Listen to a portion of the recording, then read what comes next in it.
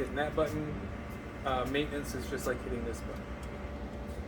Printer setup is, by default, it's 0.2 inches on each side for your margins. Start position, if you always want it to, because it'll basically start printing like right on the edge or within a half inch. If for some reason you want to do more than that, you can. When you're doing print to cut, Onyx should know that and give you 3 extra inches in your file anyways. Okay. So that you don't have to worry about your cut marks being cut off. Okay. At the leading edge. Yeah. At the trailing edge, you'll have to advance it before you cut it. Okay. Media check, so it's going to check the size, it's going to check the skew when you load it, and it's waiting to see if it's detached from the core. So these are just checks that are on or off. End position, do you want it to continue when it realizes it's no longer on the core, or do you want it to stop? Most people want it to continue. Yeah. And then there is an actual media out sensor where it's not like it'll like go through the machine and hit the floor. When it gets to that sensor, it'll stop. Okay. But since it's always keeping back tension on your material, Yeah. when it no longer has back tension, Yeah. it's going to know that it's out of material or detached from the core, and it wants to know what you want to do. Okay. So you probably want to continue printing. You can tell it to print a nozzle check between every job that comes over, just as a verification. It's a brand new machine, but that's just not something that's needed. Not that I want to discourage you. You can make this come on and off, auto or manual, I don't know.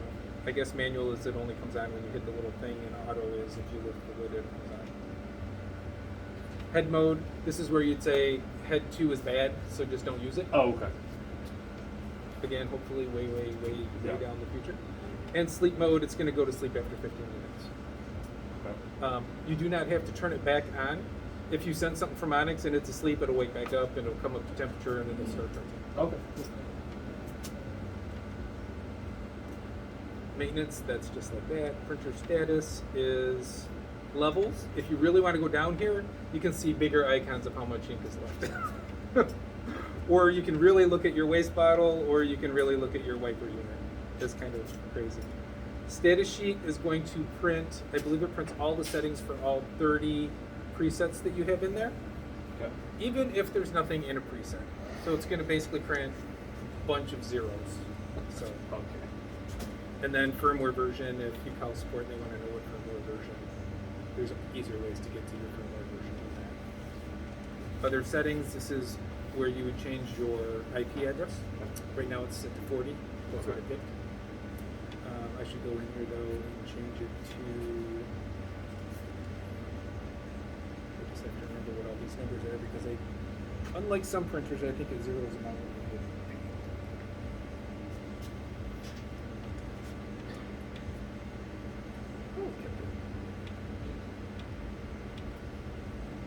So now it's static at 40. Okay. You can obviously change it there. Preferences, date and time. Did you change the date and time? Oh, you changed it from metric to English too, didn't you? I was wondering why it came up at feet at first, because normally it comes up as metric. Alarm sound, so this is the screaming sound that it will make if you try to move the media and open the door. And then you can have it not flash if you don't want it to flash. Okay. That's fine.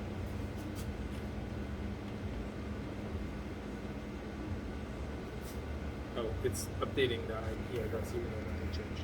What's it updating? You can change your temperature while it is printing. Okay. What I don't believe is that when it's done printing, it will save it back to whatever media you were using. So it's a temporary heat change. To make it permanent, you'd have to go into your media settings, Settings, under change those. heaters, and